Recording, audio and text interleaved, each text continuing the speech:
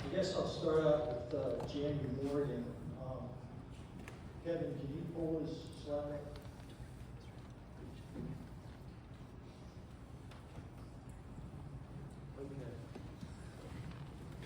Okay, Jamie lives on 80 Estenos Drive. You can see kind of the corner. He built his house on piers and no problems at all, but started to see the hill slide. It's approximately 150 feet across and all the way down to the woods, which is 100 feet. He had to dig it all out, bedrock, and fill it back in, bench it, drains, key it in, and basically it cost $110,000. Just an illustration, of more unstable ground. You can see it's on the other side of the hill. The hill kind of goes down into a creek and then goes up to where St. Anne's is. So that's another example of hill slides. Okay, so I'm going to start. Can you start? There you go. What are we doing here?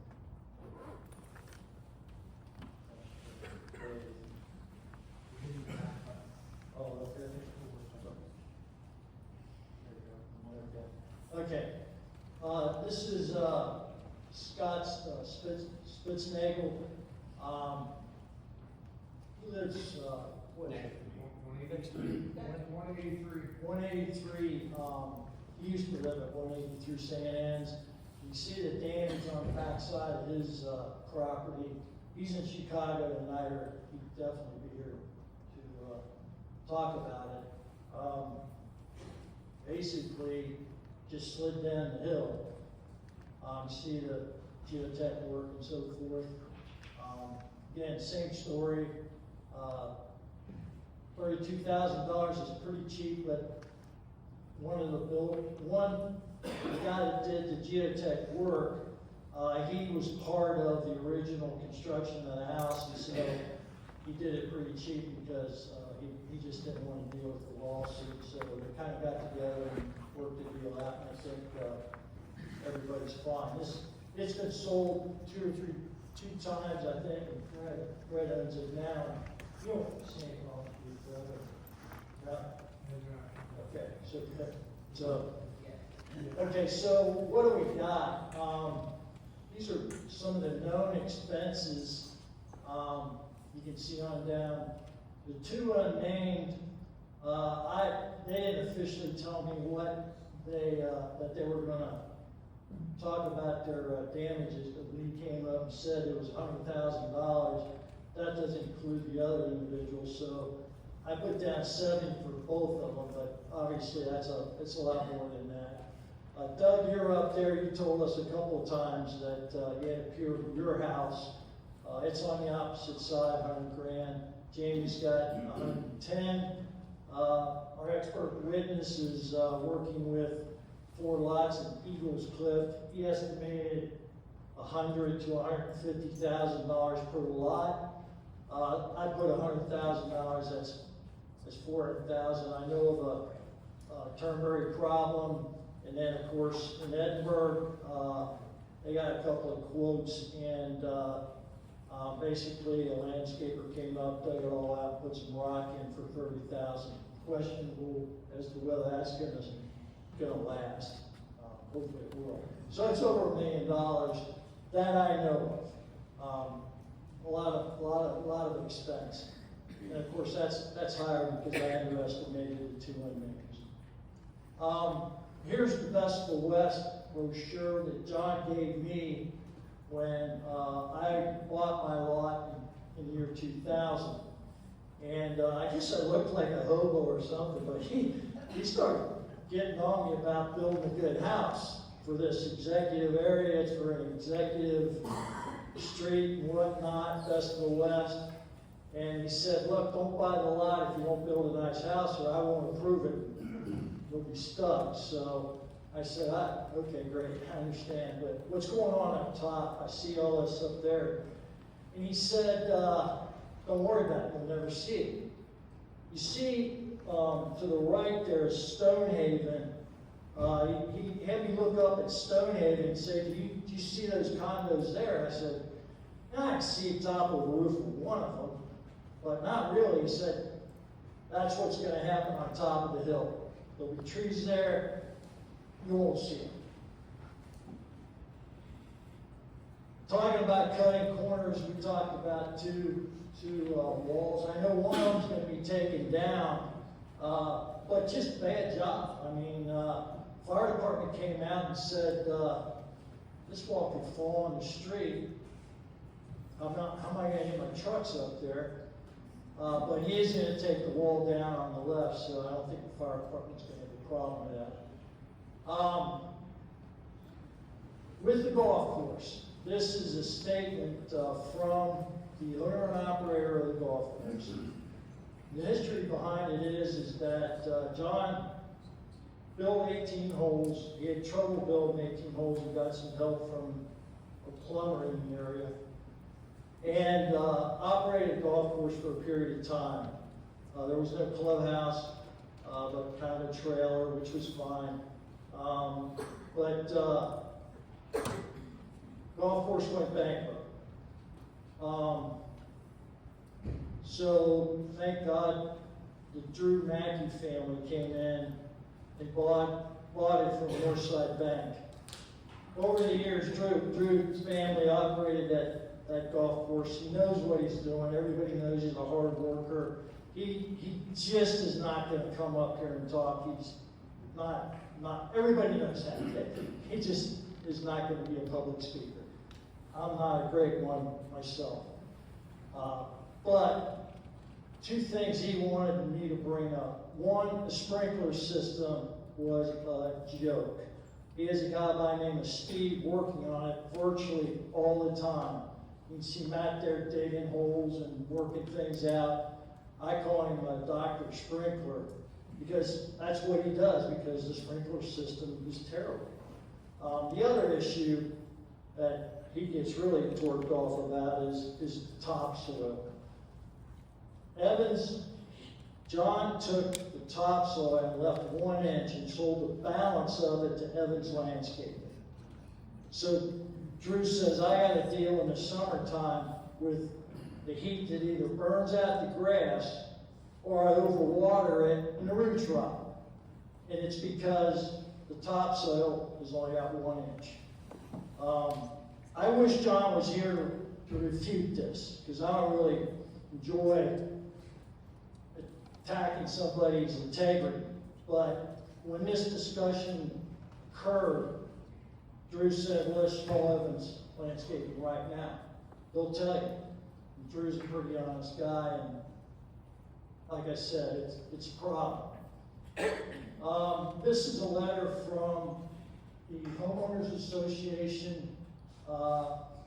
Larry Fry is the president, and he mentioned some concerns. Now, he's with this development. Now, his point is that he's not in it with the development, but he knows about Hillside, he knows about the traffic and the safety, the environmental threats, infrastructure damage, property values, etc. And he comes down there to cutting corners. The issue here in Aston Oaks is the people that have been there for a long time, they know about cutting corners. The new people, I mean, it's beautiful area, they don't know about cutting corners. But that's a simple fact that it occurs. Multiple documents, and Dave Mormon talked about this in the last council meeting, is that he's 100% opposed to what we call the road to nowhere, which kind of goes up. It was built 25 years ago, and that was currently stated. And these are the current situation in the code. Now, John built it to the current code, but that was back when asbestos was okay, in the 90s, okay? Totally different. Again, cutting corners, and we think it's a bad idea. EMS going by, 100 cars going down. I mean, it's going to be, picture this, several cars coming down for work, several cars coming down delivering kids to school. they're late, et cetera, et cetera. It's a problem. We talked about the cul-de-sac. The code is 96 feet. He's, both of his future one and current one, 60 feet. He wants to cut that wall down, and then he wants to kind of raise it up slow, but the code is 11 feet. You gotta take it relatively flat for 11 feet off the curb, then you can go up. And then of course the turn radius, the width, I think the width is a big deal because you get cars going up, EMS coming down, whatever, and 3 feet, that's over 10%. Here's the, I'm not going to show this, you already saw it. Let's do it. Here's the code on the turnaround. You see bottom left, 96 feet. 60 feet is what it's at now and what it's going to be. And that's 36 feet smaller. That's a lot. This guy here, how do I get this going? Just get it forward here. What's that? Hit the forward button. Okay. You can see the footers for the decks to keep them stable. Now the air conditioners had to be tied with straps to keep from rolling down the hill. So I called the city and they basically said, you need to pursue it legally. He and 3 other neighbors filed a lawsuit. It took years of legal fighting, and through that, 2 of the people involved in the suit, they just went bankrupt and abandoned the properties. Once we sued the owner, we won the lawsuit, we got a judgment against him, he claimed bankruptcy, so we had no money to fix the hill, plus we each spent $50,000 already to get to the point of having nothing. So I called most of the council members to see what was to do. The response from the city shouldn't be that we'll pay for it and take care of it, because that still is an individual private property. 56 lawsuits that John has had. Now, I know a lot of builders get in a tussle and all this other kind of stuff. 56 lawsuits, and I think there should be 3 more when you look at Lee and Tom and Joe in terms of problems with John. Okay, we're going to change course here a little bit and talk about the process and what's going on. So this is a planning commission meeting notes back in February. And you can see JMA asked for a site study, site distance study on the proposed street to ensure that, safe, cars can pass each other, et cetera, EMS, not done. Down on the bottom, report from the fire department. The fire department hasn't done it. There's a lot of things that the fire department's going to want to do. They're going to want to do the gallons per minute and the pressure. They're going to look at hydrants. And they're going to assess whether there's a good egress for those 100 cars. So basically, we were asked and we submitted a written list of our concerns, okay, from St. Anne's. So here's another point that I want to make, and it'll include the residents submitting a list of concerns. But again, Jennifer and Ed, they're not geotechnical. They don't have a geotechnical background. That's just how it is. But Ed says he agrees with the report and approves it as submitted, but they have a geotechnical background. So I'm trying to connect the dots here, and I'm not really seeing it. So then we've got a long-time development partner with CSI, who the report looked fine to me, but I'm not a geotech guy. But I agree with Ed, and all of us agreed when we had a little discussion 3 days ago that this is a really tricky site, and another independent geotech should be involved with all the site work. I asked a question about the capacity on the western basin. And I've got a couple of slides here that talk about that. And of course, I had asked Ed and Jennifer, and again, they're not hydrology engineers. Those are few and far between, but I've got serious concerns about that. And of course, Lee mentioned her concerns about the street's gonna be tapered towards her side, and there's gonna be a lot of water going down when it rains. And then, of course, we submitted a list of concerns in June to the council. This was recorded, and then I sent that list to Marilyn, and she sent it around to everybody. I talked to Ed and Jennifer. They didn't get the list, so Doug emailed them the list on Friday, and it's like, well, that horse left the stable, and he's in another state. He ain't getting him back. That plan is submitted, and we feel like none of our concerns were considered. And I don't want to go into that, the differences that I have with the mayor about that, but that's the reality of it, in our opinion, and I think the facts bear out to that. And of course, you saw this already as far as the water coming down the hill. I'm going to skip that. Okay, this concerns the west basin. I asked about the detention on that. My brother-in-law brought this up. He's a PE engineer. He said, this is a little scary. How much water is going to be sending more down that side to the west, the north and the west. Because everything in the north that goes north hits a creek and then goes west. So it's all going to go to the west. So here's the basin. You can see the street to nowhere. And then all the water is going to go down to the basin. Granted, it's better to go down to the basement than the street. But you can see they used a 100-year event. And Eric talked about this. Those are all the 100-year events in the last 9 years. And a 100-year event is a whole lot more water than a 25-year event that the county uses in terms of their evaluation of water flow in the basin.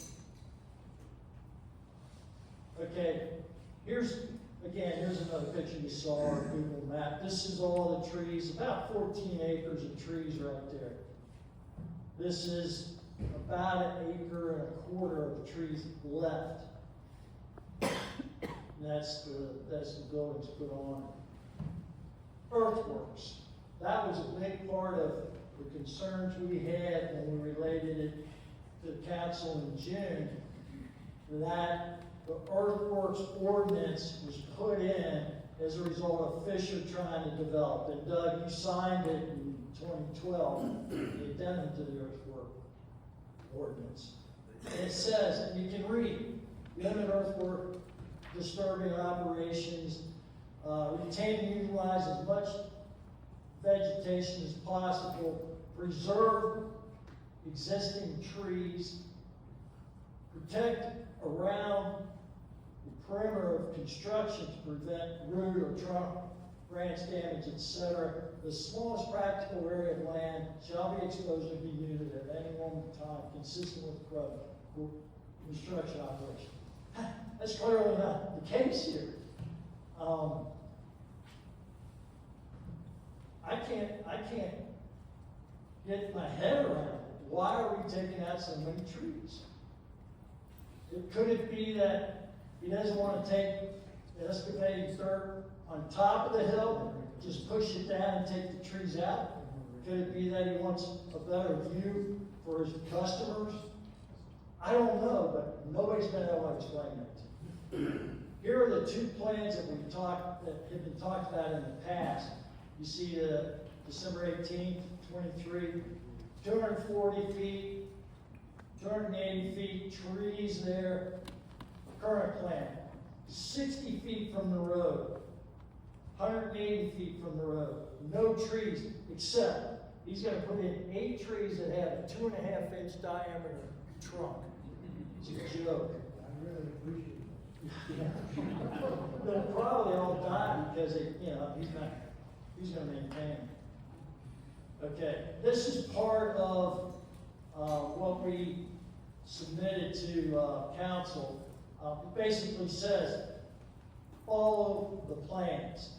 Earthworks, follow the plans. Survey, the geotech report that we had shows 30 to 50 boring holes. CSI did 10. Now, I understand that CSI relied on some other tests that Fisher did and John did years back. We don't have copies of those. So I don't know how relevant they are or whatever. I know why you only did 10, but we should have got copies of them. I mean, that's the reality of it.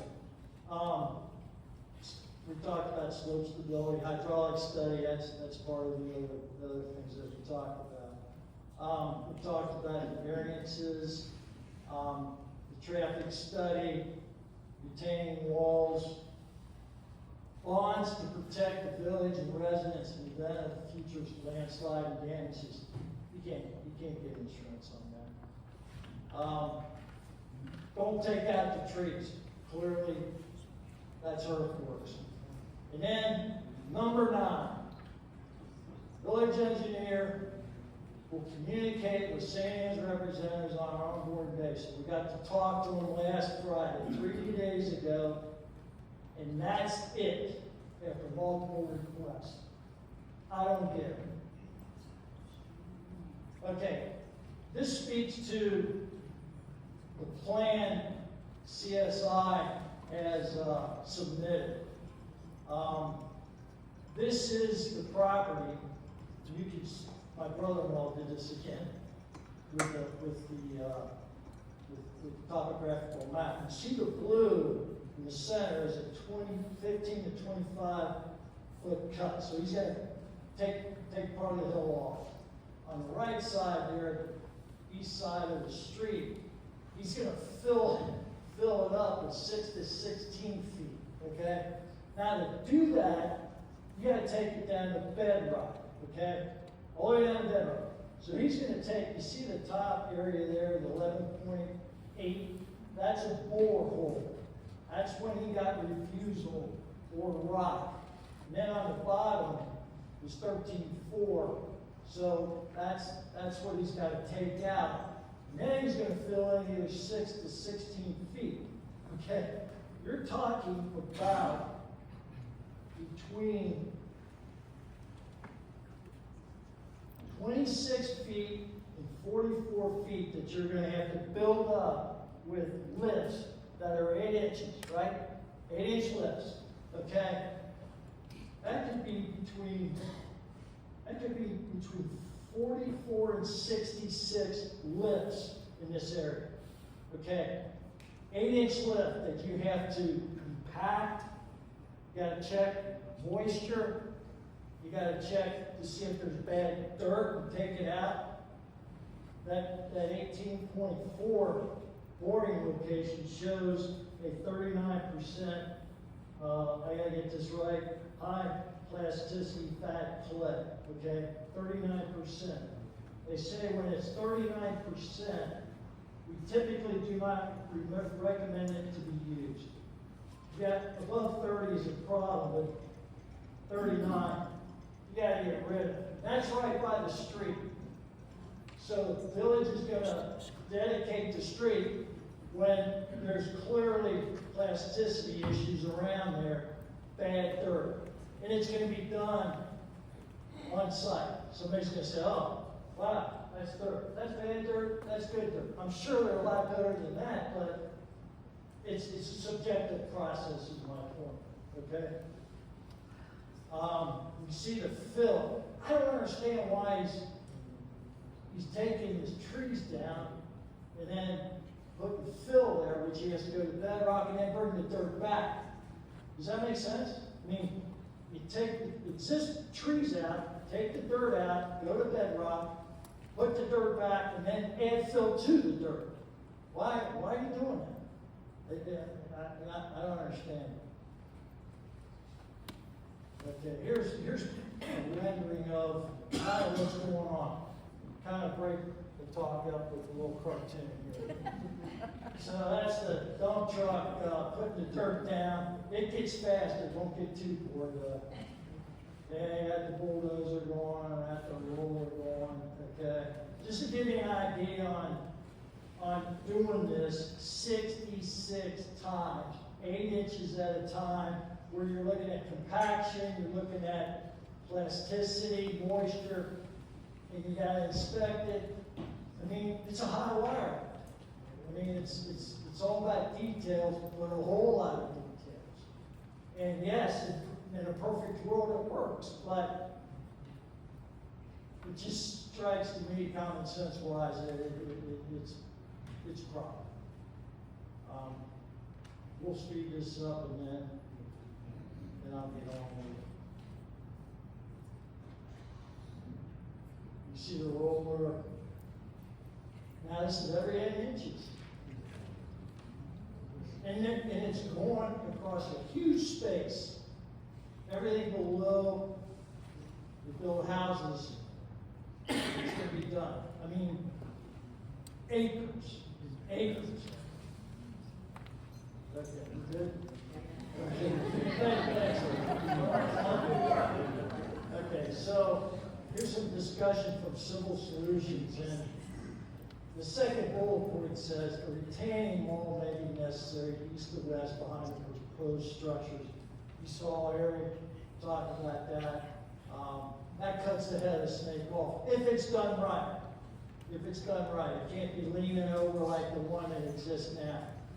There's a way to do it. Joe knows how to do it. Question whether John is going to do that or do it right.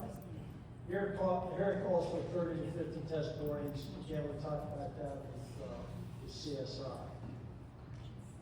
Here's a picture of the borings, 2 borings. You see boring number 7, you see boring number 9. Didn't fill the holes in it. All excavations shall be properly backfilled and restored. This is for doing their borings. That's a little thing, right? But again, it comes down to details and execution. And is it going to be done? Well, can't even fill the holes in. So here's a discussion about the road study. We met with 4 council people individually, went over the whole thing. Joe Bonner, I talked to him. Well, actually, I was way down in Florida, and he said, "Tom, I want you to say that I 100% support this bond for the road." Okay, great, don't crash. But it's a real threat to St. Anne's, it's a real threat to North Bend. North Bend has done a great job financially, no doubt about it. Kudos to the mayor and everybody on there. But they don't have the wherewithal for $2.5 million. I mean, you look at Addison getting absorbed by Cincinnati because they lose the plastic company. This happens to North Bend, it's a problem. And so I just really emphasized that we spent $10,000 to have this study done to protect us on St. Anne's, but also to protect North Bend and the taxpayers, okay? Okay, here's another situation. The Cincinnati Post reported the wall alone cost $22 million, bringing the cost to build a 1-mile stretch of road to more than $48 million. In 1981, this was the most expensive mile of expressway construction in U.S. history. So a lot of expensive real estate here, they got damaged, they got bought up by somebody. Taxpayers. So we tried, John originally offered $300,000. We didn't do it, we should have. Buying shut the whole thing down. we offered to buy it for $300,000 cash purchase. There's my check for $10,000 earnest money signature. Our intent is, and this is new, this is about a week old. Green Umbrella Regional Climate Collaborative designated this area as a priority for green space. Western Wildlife owns and protects over 400 acres of green space around them. They're located in Addison. Matt came out, he's the executive director. We walked the property, and he's very interested in it. You can see where Kirby Nature Preserve is, as the crow flies, it may be 2 miles away from where we're at. That's for 2023. 2024, they have 4,000 hours of volunteers, and of course the acreage will go up if we're able to get the property to Western Light Corridor. People in St. Anne's don't want the property. What are we going to do with it? Pay taxes, insurance, blah, blah, blah. These people have a practice there to walk the property every 2 or 3 weeks. I know that Lee had some problems with the homeless people in her woods. That ain't gonna happen here with Western Wildlife Corridor. There was a sofa up there for the longest time blowing in the wind. There's people going up there partying and all that kind of stuff. That's not gonna happen if these people take over. And that's what St. Anne's wants to do. They want to buy the property, turn it over to Western Wildlife Corridor. We should buy the property because we're on St. Anne's. We get the most benefit. But the community will get the benefit as well.